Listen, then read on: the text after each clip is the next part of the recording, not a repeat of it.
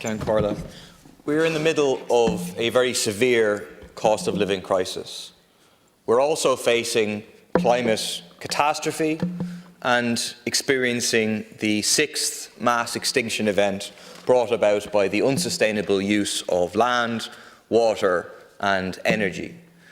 And those two crises are not unrelated. In fact, they're two sides of the same coin.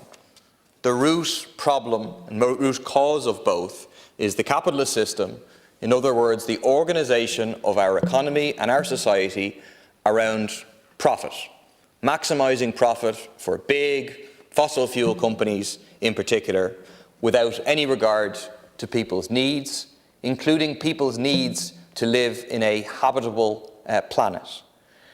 And we need to take measures in dealing with the cost of living crisis that also simultaneously tackle the climate crisis and avoid the catastrophe that is otherwise coming towards us.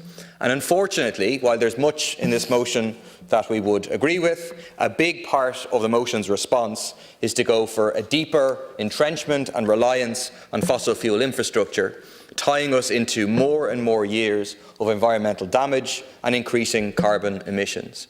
This is not the answer. Some of the solutions put forward in the motion include acquiring an LNG terminal in either Cork Harbour or the Shannon Estuary, repowering the controversial Derry Bryan wind farm, reopening power plants in the Midlands to burn biomass, and this biomass being sourced from brash by suspending the licensing regime for the thinning and felling of forestry. It is utter greenwashing to suggest that scraping out every last piece of organic material left from felling, which is environmentally damaging in its own right, is somehow going to represent green energy. It's destroying material which otherwise will be populated by fauna, filling in some of the destruction left by deforestation. Using brash to create biomass indicates a desire to leave a completely barren wasteland that would only make it easier for industrial machinery to come back to replant the next forest being grown to cut down. The Derry Bryan wind farm was built in 2003 without an environmental impact assessment.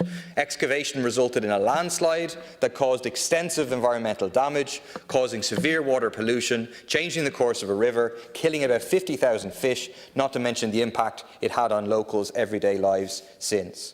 Calling for an LNG terminal when we've just learned this week that global emission reductions would need to be at least 7 times higher to have any hope of staying under 1.5 degrees warming seems to be the height of contradiction to some sort of environmental benefit.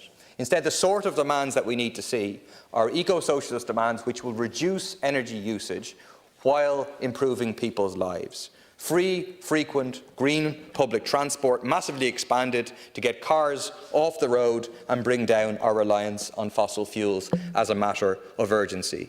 Investment in full retrofitting for all homes in the country. Let's prioritise the rollout of attic insulation at zero cost to people, giving people warmer homes, reducing energy use.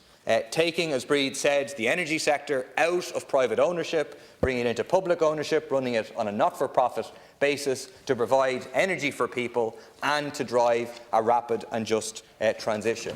And not simply doing the relatively minimal measures that are proposed here in terms of data centres, but actually saying no more data centres while we're in this crisis. 14% of our electricity currently going in these data centres. We can't go any further on that. We need to have a full stop on data centres now. And the way to achieve all these things is to get out, mobilise, feet on the streets, Saturday, September 24th, Parnell Square. Thank you, Deputy.